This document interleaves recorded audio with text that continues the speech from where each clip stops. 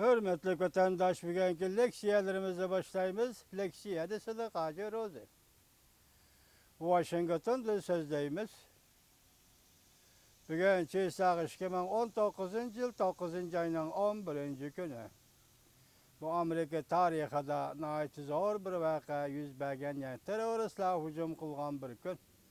Şunun 18 yıllığını hatırlayanda teröristler hücumu New York, Washington, Pentagon hücum kılıştırdığını aytqanda Amerika halkı bu günü içinişte kaldı eslaydı.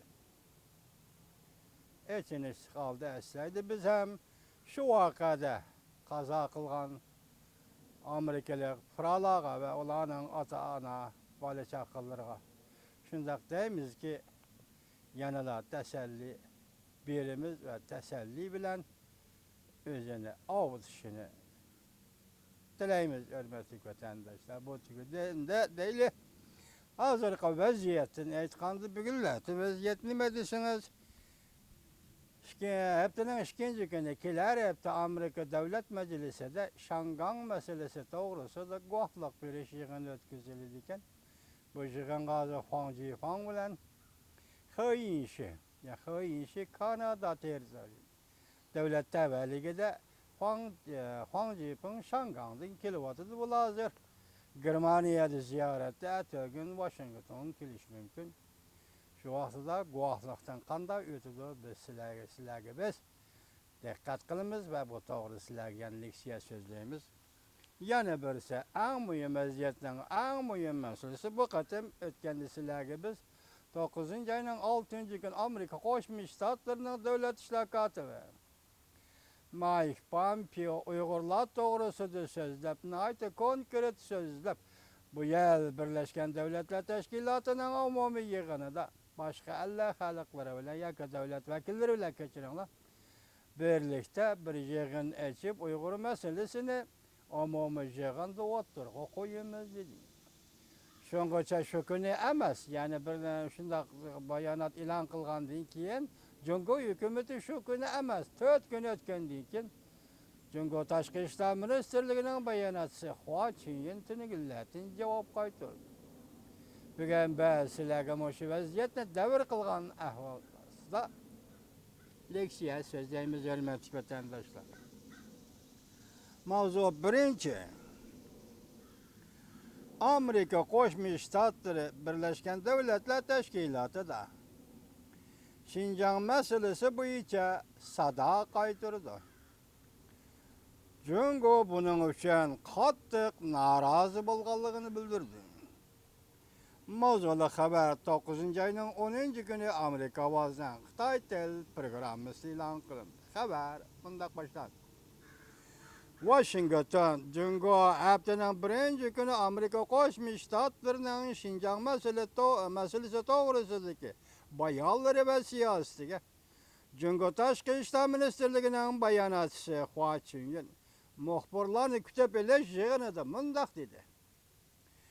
Amerika Qoşmuş Ştatlarının devlet işlakatı Mike Pompeo'nun Şinjan meselesiyle alakadar sözü ibarələri Paket'e qaramay, Cumhur'un işki iştiriği eğer arlaşqallıqdırdı. Amerika avazı Xitay Til programımızın Xitay Til torbiyetinde mındak değildi. Cumhur Taşqi İşler Ministerliğinin bayanatçısı Hua Chunying 9. ayının 9.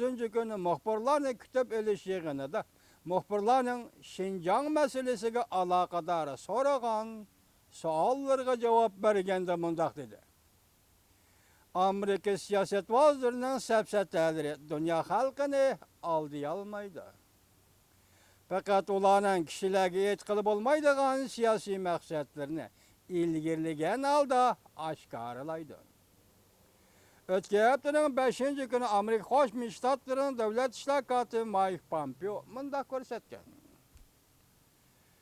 Amerika muşa ayda Birleşken Devletler Teşkilatı'nın umumi yığını mezgili de her kaysi devletlerine qayıl kılıp köndürüp Şinjan meselesi doğrusu da Cumhur hükümetiga gep kılıdı.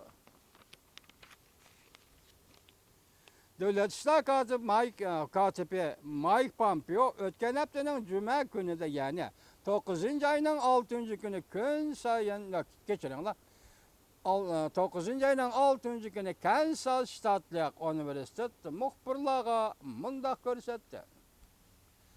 Birleşken Devletler Teşkilatı'nın umumi yığınıdır Cungu'nun Şincan Uygurlarını bir taraf kılış usulünü ayıplayımız.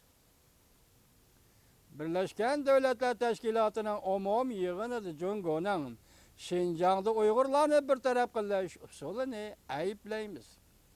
Birleşken Devletler Teşkilatı'nın umumi yığını mezgilidir Şincan meselesiga.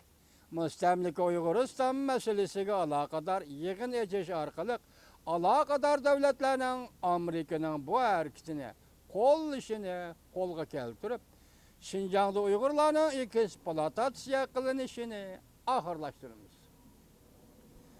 Devlet İşler Katibi Mike Pompeo mundaq görsetdi. Biz Uygurlarının erkinlik igi buluşunu ümit kılımız. Tekrarlayman hürmetli vatandaş. Devlet İşler Katibi Amerika Birleşik Devletleri'nin Devlet İşler Katibi Mike Pompeo mundaq görsetdi. Biz Uygurlarının erkinlik igi buluşunu ümit kılımız. Amerika bilen Cungu o'rtasida nurg'un xarishlar mavjud. Biroq bu mesele bir negizlik meseledir. Demek bu yerda aniqlovchisi, to'ldiruvchisi, o'rin kelish, tushum kelishlarni Xitoy tashkil etibdi.